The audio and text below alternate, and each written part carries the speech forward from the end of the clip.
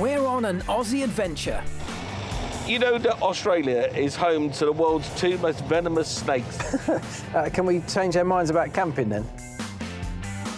There's no turning back now. Our Type 2 is well in its way to becoming the ultimate camper. But if we're going to survive off-grid, I need to make sure it's properly kitted out. Oh, today's going to be a good day. Look at this.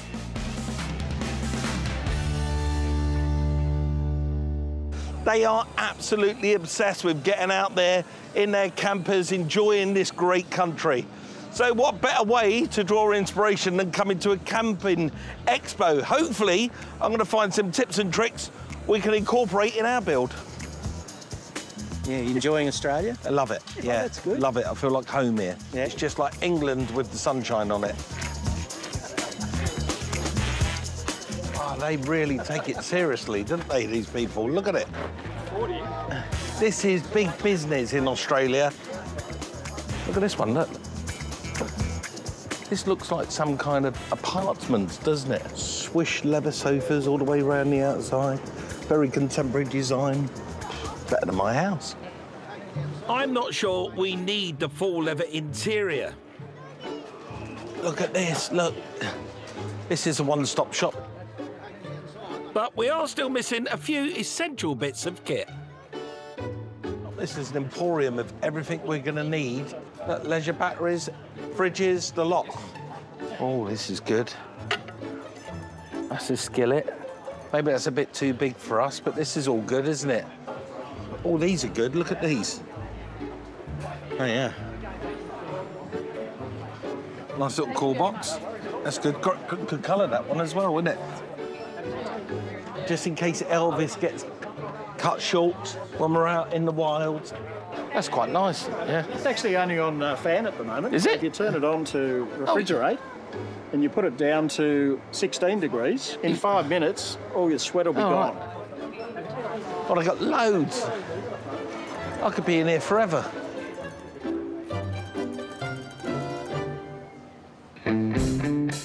Whilst Mike burns through our budget faster than a wildfire in the bush, back at the workshop, the gear linkages are finally sorted. How are you getting on? Everything's pretty much there, except I've noticed a problem that I reckon is pretty significant. You've got a fair bit of oil leaking from your fuel pump gasket there. Do you know, I've actually seen that already, and it's on my list of things to do. I just haven't ordered a gasket yet. Order a gasket? Brother, I haven't ordered a gasket in 20 years. Sounds like I'm about to get a lesson in bush mechanics. Right, there you go. A couple of gaskets, and that's the space that it mounts on, so I guess we can use that. So what do you do in this situation then? Well, there's nothing better than the middle of the day to have a bit of a feed of cereal. Okay. Now, Mum doesn't like it, but you open the cereal box, you pull out the cereal, you chuck it to the side. I know where this is going. And you take your cereal box and you cut it out. And that is the perfect gasket maker. Johnsy's going to use a sheet of cardboard for our homemade gaskets, and while it won't save us much money, it's certainly a lot quicker. I'll trace the first side, flip him over, trace the second side, including the internal opening as well, and then marking the bolt holes or the holes that we need to secure it, and then we'll drill them out. Mate, since I've been down in Australia, I've been nervous even about opening the bonnet in case there's some nasty spider in there. But out in the bush, you must have come across all sorts. I've seen brown snakes under carpets.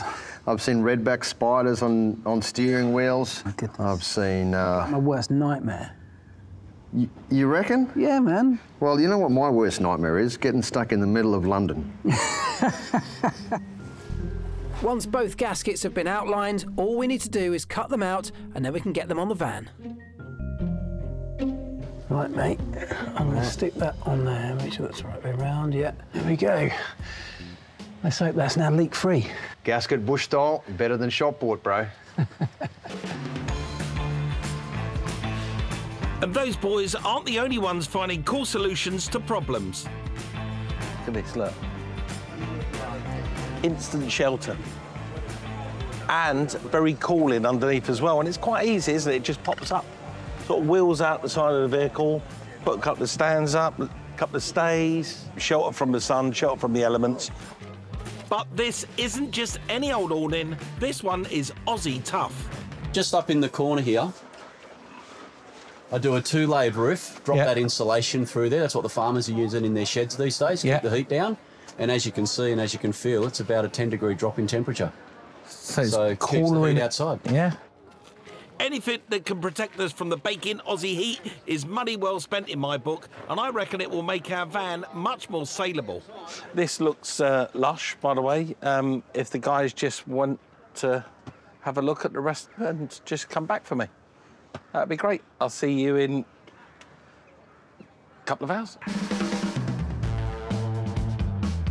There's no rest for Johnsy and I. I've got another bit of clever kit to squeeze into our van that's absolutely crucial for surviving off-grid. One of the things that we now know is absolutely essential for a vehicle like this is a water storage vessel, and this is it. I've got this kit for just over $500, and it comprises of this tank. It's 62 litres, made of plastic. It's got a number of outlets, one to fill it up, one for the outlet to wherever you're going to send the water, and a breather on top. I've got this pump here, which is a 13 litres per minute pump. It's going to pump that much water through the system. It's electric, 12 volts. It runs off a pressure sensing device, which means that when you open the tap, it senses a drop in pressure, and that's what then kicks the pump in. And I've been thinking about how we mount this to the car.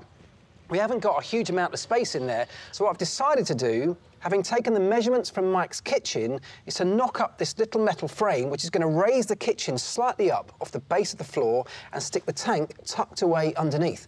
All I need to do is find a way to get it in there, find routing for all the pipe work so it's all tucked away, and Johnsy's going to give me a hand to do that.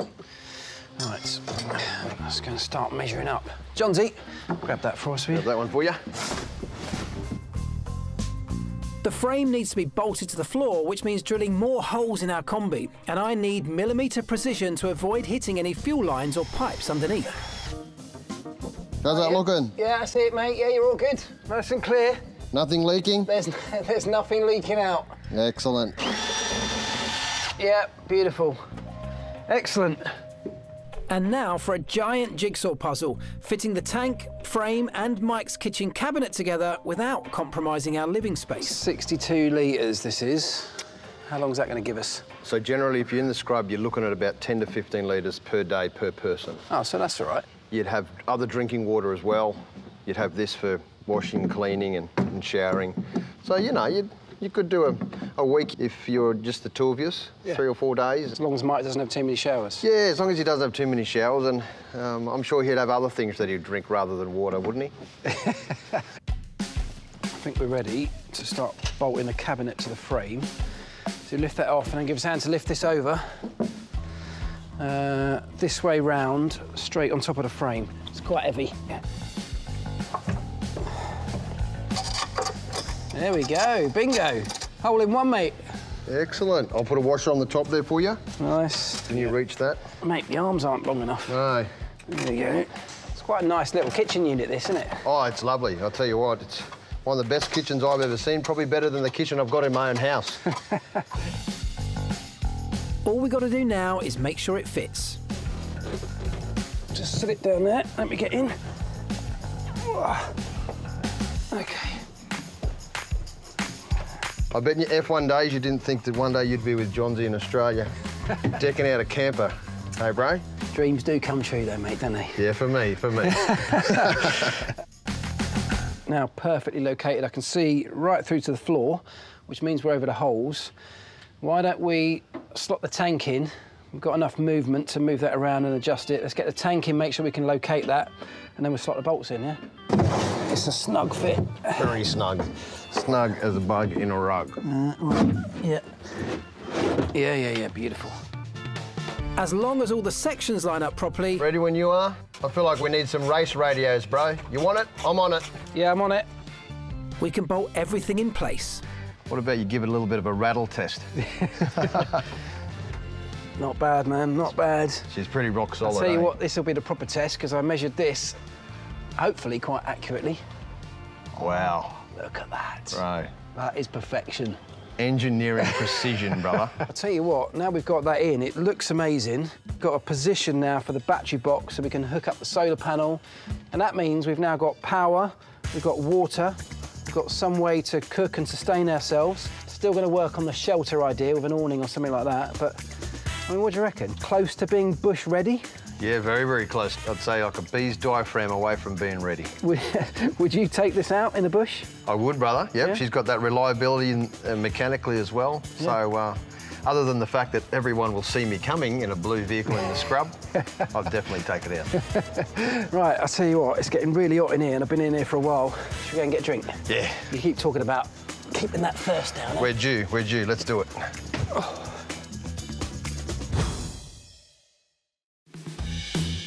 We're on a mission to turn our Type 2 bus into the ultimate camper van. And with Mike threatening a trip into the wilderness, the pressure's on to get our jigsaw pieces in place. An electric cooler's an essential addition. But it's not just the food and drink we'll need to keep cool. Right. All right, mate. So this is it. This is the awning. It's all right, isn't it? Yeah. Nice bit of kit. We've got to get some brackets up here first and that just slots on. Done.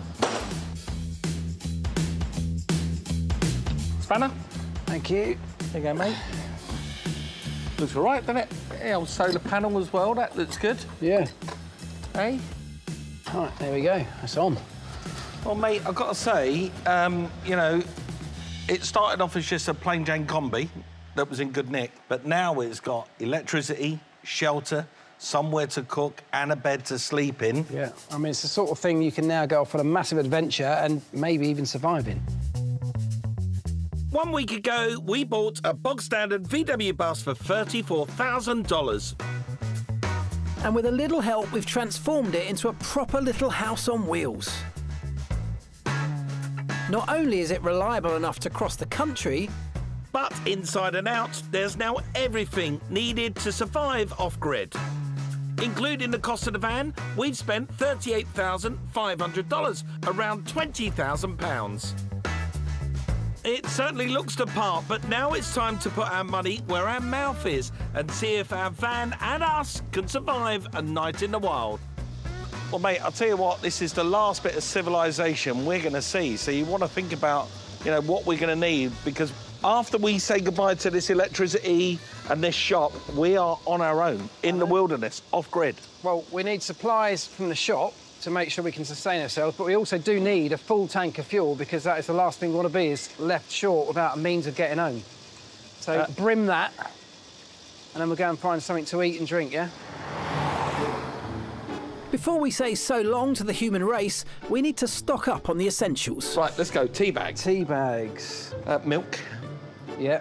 Yeah, let's go for light milk. Should we go Australian tea? Give it a try? Give it a try, yeah, it's going to be horrible. Baked beans? Beans, yeah, always good. Why are they selling hand warmers? Hand warmers in quite possibly one of the hottest territories I've ever been to. Dog food, just in case it all comes to the end. A bit like Mad Max, where he ate his dog food, remember? Look at this water here. Look, we'll take one of them a slab, eh? Yeah, yeah, OK. G'day. Hello. You're looking at two English guys looking to survive off-grid out in the wilds, and look, we thought about things like tin tomatoes and toilet roll. We're on it, don't worry, like a couple of Boy Scouts. We're looking for somewhere that we... It's a survival instinct kicking in there. And we'd be all right, wouldn't we, us guys? Oh, you'd be fine. We'll take this lot and just you know, just in case, we'll just have that as well. Thank you. A lollipop. You can get 3 for these for $2. Yeah. We'll have him free of those bad boys. I mean, we'll so have him free. Why not? Could be all the difference, couldn't it? We're hitting the historic Putty Road, a narrow and winding route which snakes its way through the breathtaking Yengo National Park.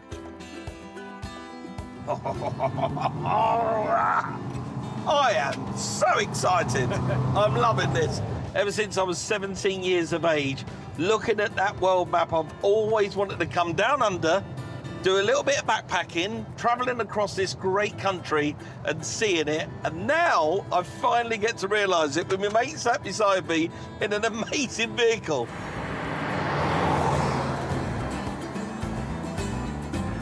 First and foremost, right, I'm just going to say it right from the off.